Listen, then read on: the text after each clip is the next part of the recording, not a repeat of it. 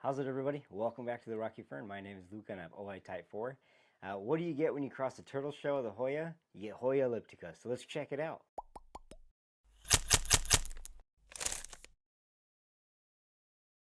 So I got this two cutting order about a year ago from Aroy District out of LA. Really good order, packed well, no complaints there. And then Hoya Elliptica, man, it was a wish list plant for me for sure. I'm not sure why I didn't pull the trigger sooner. It's not an uncommon Hoya by any means, but it's pretty rare in collections as far as the experience that I've had. But I definitely recommend adding it to your collection. It's a very cool Hoya. So this is a true epiphytic vine. It's found in Southeast Asia, Sumatra, Borneo, and then all the way up into the Asian mainland into Thailand, which I think is kind of cool. Like most of my Hoya, it is being kept in the stratum. For me, I find that is the best medium I've used thus far, if not a homemade mix. That's pretty on par with stratum, but just stratum is just so easy to not overwater and have it drain out, and it works out really well. So the leaves are actually what give this Hoya its name, and Hoya elliptica refers to the fact that they're not a round leaf, they're not a lanceolate leaf. They're an oval shape that's kind of bookcase with two sharp points. Kind of gives you a nice round oval to it. And of course, the top of the leaf has those white veins set against that dark green sage color. Just tremendous, tremendous contrast. They are kind of broken up in these little squares, these little quadrants that kind of give the appearance, the scutes of a turtle shell. And that's really what drew me to it. Is it's a gorgeous leaf. Has that nice white veination set against the dark green sage background of the leaf with a lot of splashing. Now remember, splashing is actually a pocket of air between the dermis that catches light and reflects it in certain ways, and it's gorgeous. Some of that tissue that's underneath that little air sac will sun stress a little bit different, giving different colors, maybe pink or gray or silver, whatever the case may be. In the elliptica, they don't tend to sun stress as much. They kind of turn a little bit of a kind of pinkish brown color, not really the red color that you're used to. New leaves, like a lot of Hoya, come out kind of a bronzy orange color and then harden off into that dark sage green color. It does produce that typical white milky sap that a lot of Hoyas exhibit. As far as the flowers go, this I think is really where Elliptica kind of shines.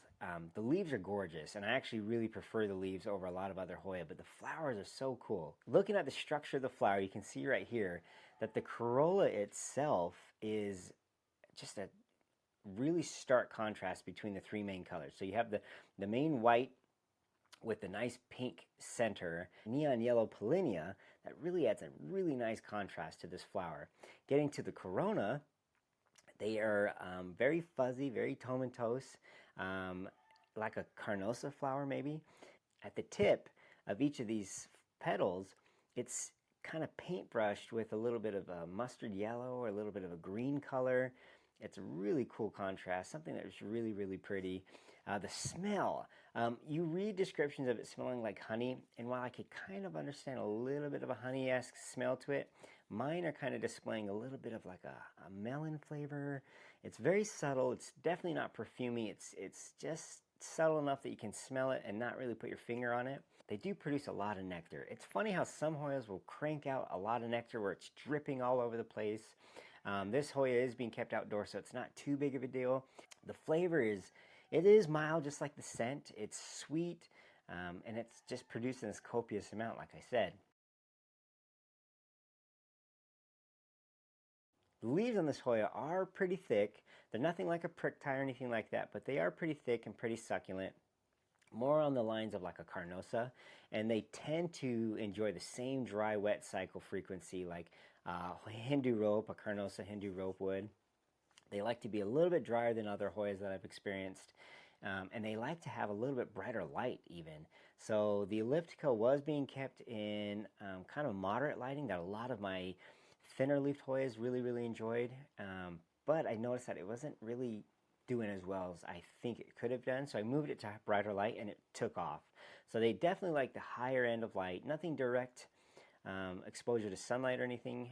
Maybe morning, early morning, late afternoon, but they definitely like the higher light. Pests, this Hoya elliptica, for some reason, even though it's kept with a lot of other Hoya, it was targeted. Maybe it's stress, maybe at the time being kept in the lower lighting, it didn't allow it to be in its optimal health, but it did get hit with spider mites and mealybug. Those are easily treated. Luckily here, with the higher humidity, spider mites don't really get out of control. They did take out quite a few of my cactus seedlings this year for some reason. But as far as outside where the ambient humidity is a lot higher, they're easier to control. But yeah, the mealybugs really kind of hit this guy a little bit harder than the rest, but it's easily treated. It's coming back. When it comes to propagating this plant, it does really well with cuttings, either wet cuttings or if you want to try to root them in stratum or whatever. They do really well in a prop box to get them through that little stressful period where you cut them and trying to root them. Rooting them can be tricky. They don't root as readily as some other Hoyas, at least in my experience, but once the roots take, then the plant is pretty much solid and you can count on it making it through the propagation cycle. This plant's also a great candidate if you wanted to try your hands at actually pollinating Hoya, where you would actually take a kind of a semi-sharp object and pull the pollinia off the plant and then place it on another Hoya and pollinate it that way. Pollinia are sacs of just lots and lots of pollen that's in a convenient little sac that usually gets stuck to an insect of some choice and then is delivered to another Hoya.